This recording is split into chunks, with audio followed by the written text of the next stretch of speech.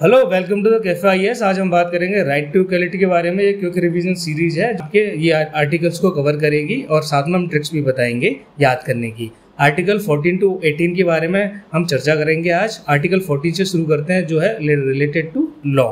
तो इसमें दो कॉन्सेप्ट्स हैं। पहला है इक्वालिटी बिफोर लॉ, दूसरा है equal protection of law. Equality before law का मतलब ये होता है, ये नेगेटिव होता है। इसका मतलब है कोई भी स्पेशल प्रिविलेजेस नहीं मिलेंगे किसी को, लॉ के लिए सब बराबर है। दूसरा है इक्वल प्रोटेक्शन ऑफ लॉ।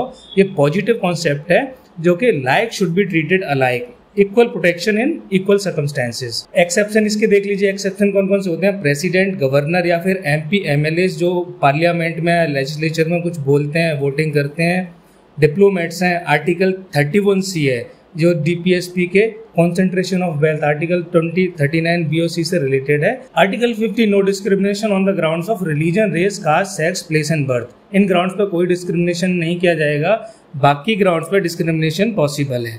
तो इसमें यह कहा गया है कि स्टेट इन ग्राउंड्स पर डिस्क्रिमिनेट नहीं कर सकता इन जनरल, लेकिन जो भी इंपॉर्टेंट पब्लिक प्लेसेस हैं जहाँ वो पब्लिक के यूज के प्लेसेस होते हैं, जैसे शॉप्स हैं, पब्लिक रेस्टोरेंट्स हैं, hotel, wells, tanks, bathing ghats हैं, रोड्स हैं, उनमें ना तो स्टेट डिस्क्रिमिनेट कर सकता है ना ही कोई प्राइवेट इंडिविजुअल डिस्क्रिमिनेट कर सकता है।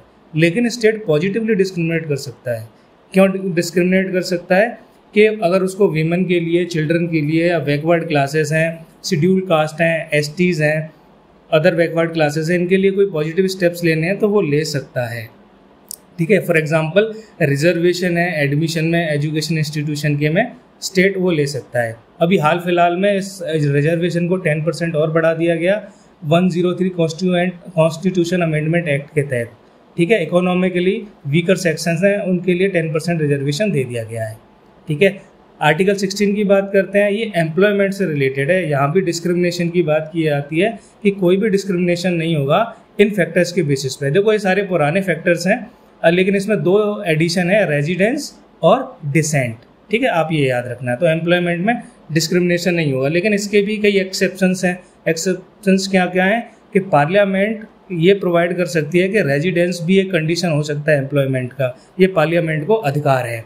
दूसरा क्या हो सकता है इसमें कि स्टेट भी रिजर्वेशन दे सकता है प्रमोशन में और सर्विसेज में, एम्प्लॉयमेंट में। किन किन को दे सकता है? कि अगर स्टेट को लगता है कि कोई भी एक पर्टिकुलर कास्ट है या पर्टिकुलर कम्युनिटी है एडुकेटली रिप्रेजेंटेड नहीं है सर्विसेज में, तो उनको रिजर्वेशन दे सकता है और प्रमोशन में भी उनके लिए रिजर्वेशन का प्रोविजन कर सकता है। इसमें एक कंडीशन और है कि बाई लॉ इनकम्बेंट, यानी कि ऑफिस होल्डर होता है किसी ऑफिस का for a particular religious institution, वो उसी रिलीजन का हो, बाई लॉ ये स्टेट प्रोवाइड कर सकती है। यानी कोई पर्टिकुलर रिलीजन है, उसके ऑफिस होल्डर भी उसी रिलीजन के होंगे, ऐसा स्टेट गवर्नमेंट प्रोवाइड कर सकती है। तो ये कुछ एक्सेप्शंस हैं।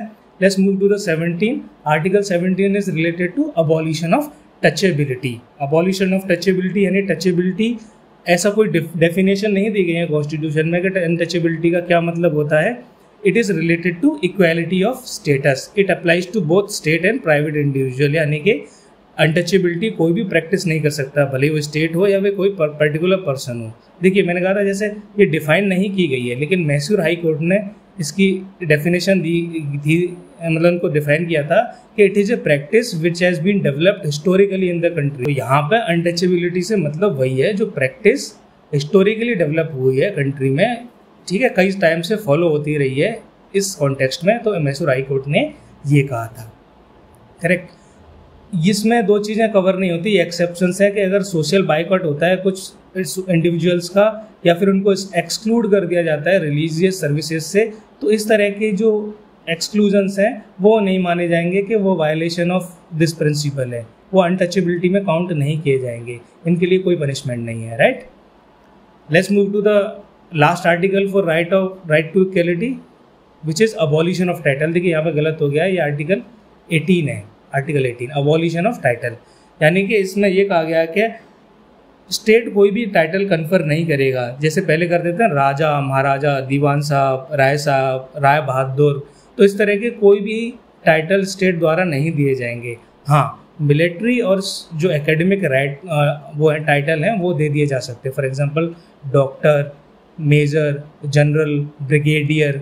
साथ साथ में कुछ जो अवार्ड्स हैं वो भी दिए जा सकते हैं, जैसे भारत रत्न, पद्म विभूषण, पद्मश्री, पद्म भूषण, लेकिन इन टाइटल्स को सफिक्स या प्रीफिक्स की तरह यूज नहीं किया जा सकता, राइट। इसमें एक बात और कही गई थी कि जो रेजिडेंट्स हैं, यानी कि जो इंडियन सिटीजन भी हो सकते हैं, फॉरेनर्स भी हो सकते हैं, वो फॉरेन स्टेट से किसी भी तरह का टाइटल एक्सेप्ट नहीं कर सकते। इसके लिए उन्हें प्रेसिडेंट की अप्रूवल की ज़रूरत है। और साथ में जो भी ऑफिस बेयरर हैं, भले ही वो इंडियन सिटीजन्स हों या फिर फॉरेनर्स हों, वो प्रेजेंट या एमोल्यूमेंट्स भी एक्सेप्ट नहीं कर सकते। उसके लिए भी उनको प्रेसिडेंट का कंसेंट चाहिए होगा। आर्टिकल 14 to 18 में जो आर्टिकल 15 और 16 है, ये दो आर्टिकल ऐसे आर्टिकल हैं जो सिर्फ और सिर्फ इंडियंस के लिए अप्लाई होते हैं, ठीक है। बाकी के सारे जो आर्टिकल है 14, 17, 18 वो फॉरेनर्स के लिए भी अप्लाई होते हैं, लेकिन 15 और 16 है सिर्फ और सिर्फ related to available to Indian citizens. तो हम फटाफट इसको देख लेते हैं कि ट्रिक किस तरह से याद रखें, ट्रिक क्या है इसकी हम ट्रिक देख लेते हैं, राइट। तो ट्रिक है lawyer do not enjoy Uber trip, ठीक है।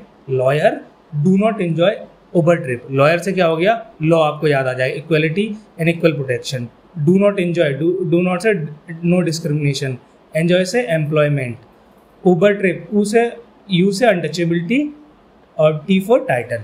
सो lawyers do not enjoy Uber trip, ये आपको राइट टू इक्वलिटी याद हो जाएंगे। Thank you very much.